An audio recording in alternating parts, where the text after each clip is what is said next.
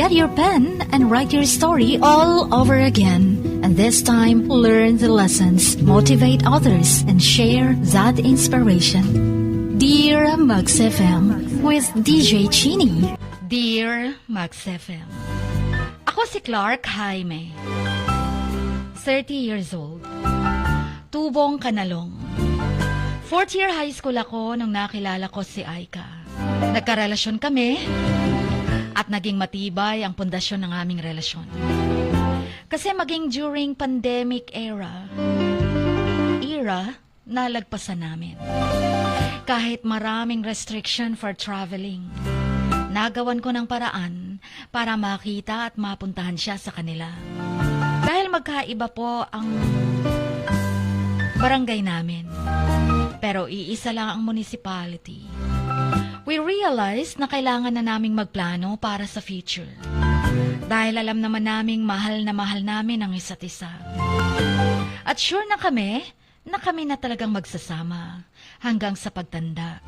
March 2024. Pumunta ako ng UAE para magtrabaho. Dahil napagkasunduan namin na after 2 years pag uwi ko, magpapakasal na kami. Kaya nga, bago pa ang flight ko papuntang UAE, ay namanhikan na ako sa pamilya niya. Nakakapanibago, Chin. Yung pagdating ko doon sa UAE. Dahil magkaiba kami ng oras. Kaya after 4 months, sumunod din siya sa akin dito sa abroad. Kaya pagdating dito, or pagkaso lang pagdating dito, hindi rin kami agad nagkita dahil sa Dubai siya. Doon siya na-deploy, ako naman sa Abu Dhabi. Mahigit 2 hours kasi ang biyahe ng Metrobus from Abu Dhabi to Dubai. Ganun pa man, nagpapasalamat pa rin ako dahil pareho na kami ng oras. Umabot pa ng 3 months niya sa Dubai, tsaka kami nagkita. Sinadya ko talaga siyang puntahan sa Dubai. Dahil labis na din akong nananabik sa kanyang yakap, halik at presensya. Nakailang ulit pa ang aming pagkikita at pagsasama sa Dubai. Ngunit isang araw, bigla na lamang itong nagtapat sa akin na out of love or na fall out of love na raw siya sa akin. Kahit anong pilit niya na mahalin ako, hindi na raw niya magagawa pa. Kinausap ko siya sa cellphone na baka napagod lang siya or may pinagdadaanan lamang siya. Kaso ang sabi niya, bigla na lang nawala yung pagmamahal daw niya sa akin. Tinanong ko siya if may third party ba, kung may iba na ba siya. Sabi naman niya, wala daw. Wala siyang ibang lalaki. Na-realize lang daw niya na nung pagdating niya sa Dubai, malawak pala ang mundo. Marami pa pala siyang magagawa. At na-realize niya daw na gusto na niyang mag-enjoy na walang nangingialam. Gusto niyang gumala, bumili ng gusto niya, mag-explore na wala ako. Nung sa Pinas pa kami, tanging iniisip niya na ako lang sapat na. Pero pagdating sa Dubai, may masasapat pa pala. Ilang beses ko pa siyang sinuyo. Dahil sayang yung mga plano namin. Lalo na't namanhika na ako. At kaya nga kami nandirito sa abroad para may gagamitin pang gasto sa kasal. Chin, dinilit niya ang mga litrato namin sa Facebook. In-unfriend na rin niya ako. Sinubukan kong tawagan siya sa number niya, kaso lang, dinedecline niya. Pinakamasaklap pa, yung ipon ko na hindi ko nakuha, kasi simula nung September 2024, napagkasunduan naming mag-joint savings.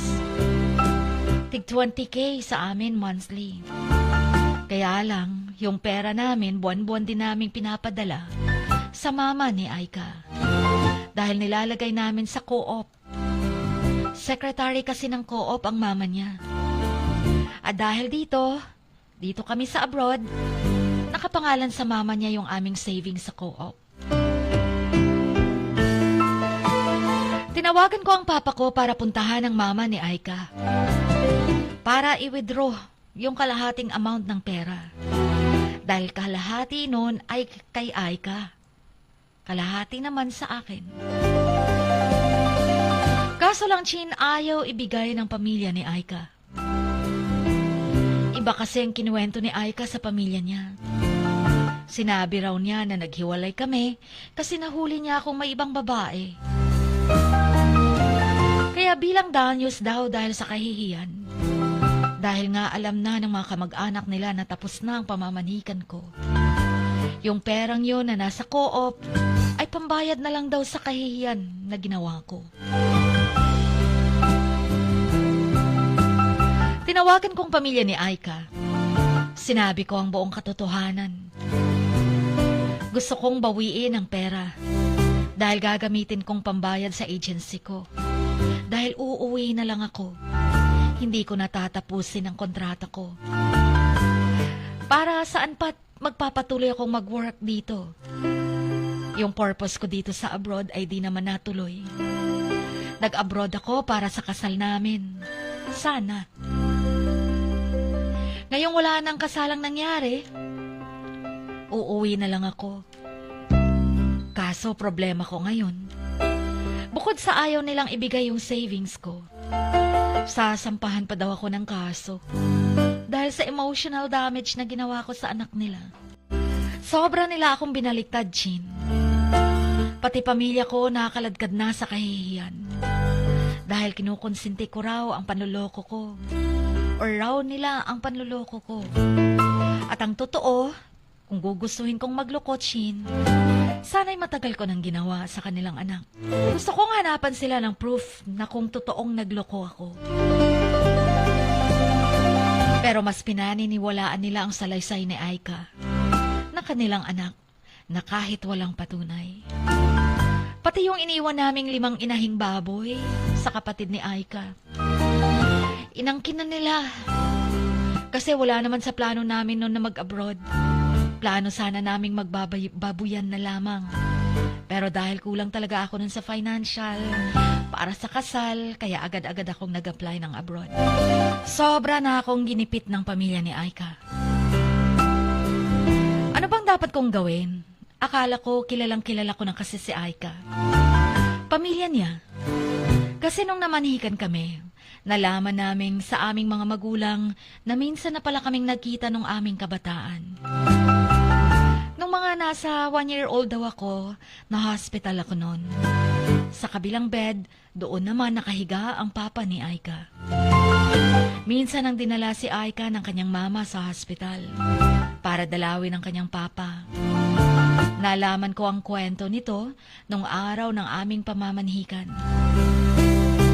Kaya laking gulat ng aming mga magulang na nagkita sila ulit at naalala pa nila ang isa't isa.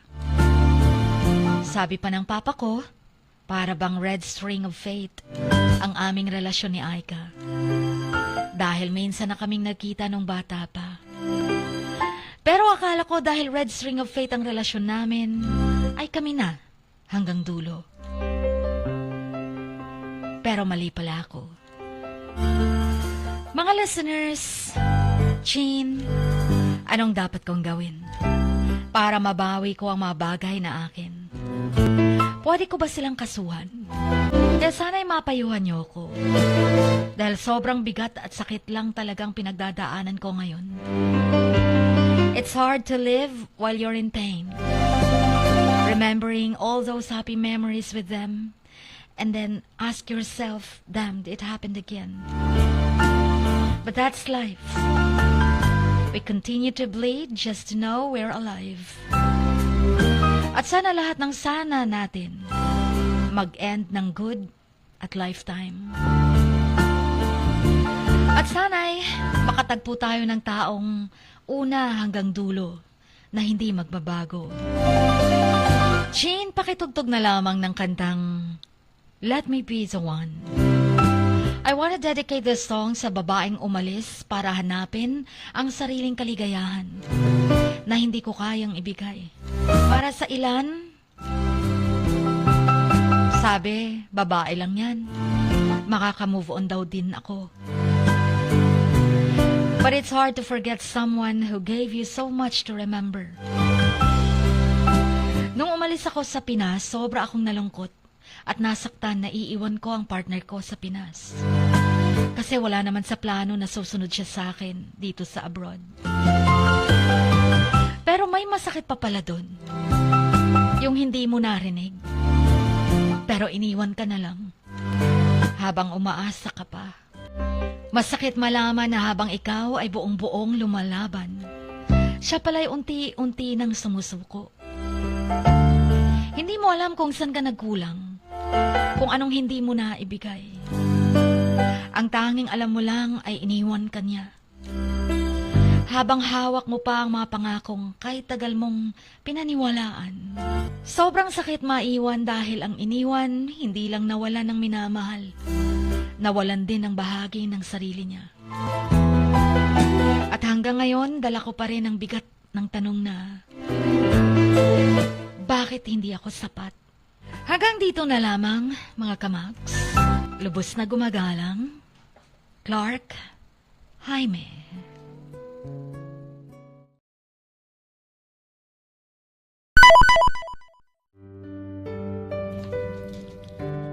Sa bawat pagluha mo, may nakatagong kwento. Sa bawat ngiti mo, may gustong sabihin ang puso mo. At sa likod ng iyong halakak at maging sa pagkabiko mo, may mensaheng nakabalot sa iyong pagkatao. At ang tanging nais mo lamang ay mapakinggan ang mga ito ng buong mundo. Dear Mugs FM with DJ Chini. Life has got all those twists and turns. Stand up for what you believe in.